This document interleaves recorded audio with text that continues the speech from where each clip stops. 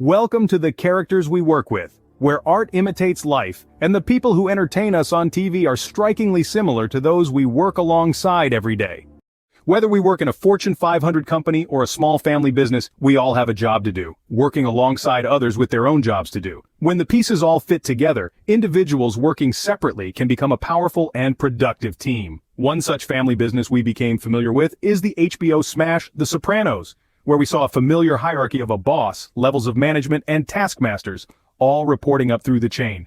The type of work aside, let's dig in and see how well the cast of this iconic TV show lines up with the characters we work with. Part of the leadership team, in that close inner circle of the boss, is the Paulie.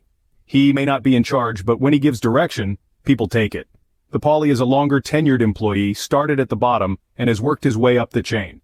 His consistent loyalty and willingness to take on any tasks has made him invaluable to the business and to the boss. Dr. Melfi is your HR lead for the office. She talks a lot, seems curious, and asks a lot of questions. She will give you all the time you need, which in the end amounts to very little in terms of making you feel any better. On the surface, it may seem that the time and counsel she provides is both in confidence and free of charge, but everyone learns before long that there is a price to be paid for seeking counsel from the Dr. Melfi, as whatever you discussed will be shared with others and will inevitably come back to bite you. You know that your team or organization is a branch under the umbrella of a larger organization. And while our day-to-day manager we consider the boss, every so often the real boss makes an appearance. We call him the Johnny Sack. The casual office atmosphere immediately tightens up with the Johnny Sack swings by, and while a few longer tenured colleagues will run up to bend the knee, most just keep their heads down in their cubicles hoping he was just in the neighborhood and will leave as quickly as he arrived.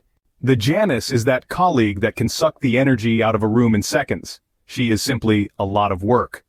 While a strong performer, highly proficient at her work, it is the emotion and unpredictable nature of the Janice that puts everyone on high alert as to her current emotional state.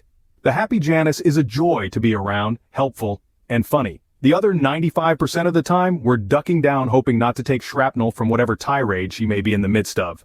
Thus, we keep the Janice in that smile and nod category, doing our best to never get trapped in conversation for an extended period, knowing the outcome could land us in the ER.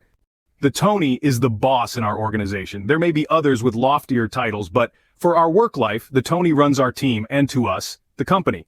Like many, the Tony began at the bottom, earned his way level to level before taking over.